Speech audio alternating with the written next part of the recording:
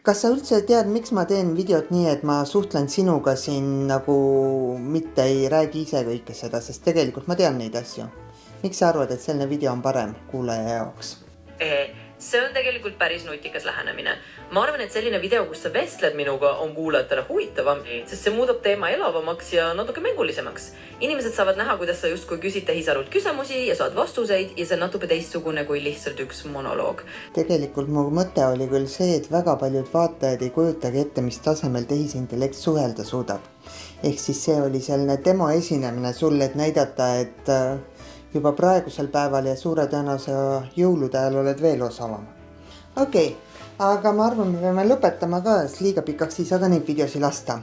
Aga mul on alati selline probleem, et enda kiitmine on nii keeruline, on ju. Et kas sa suudad nüüd kuulajatele selgeks teha, et ma tegin 5-osalise tehisaru minikursuse, et miks peaks iga inimene need videod ära vaatama ja miks ta peaks seda ka soovitama oma sõpradele, kolleegidele ja nii edasi.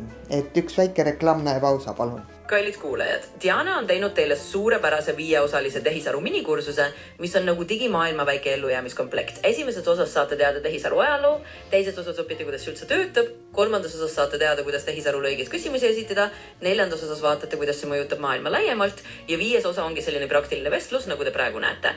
Nii et see on ideaalne viis, kuidas saada endale selgeks tehisaru põhitõed ja olla digimaailmas kindlam ja nutikam ja kindlasti soovitage ka oma sõpradele ja kolleegidele, sest mida rohkem inimesi teavad, seda turvalisem ja teadlikum on meie kõigi digielu.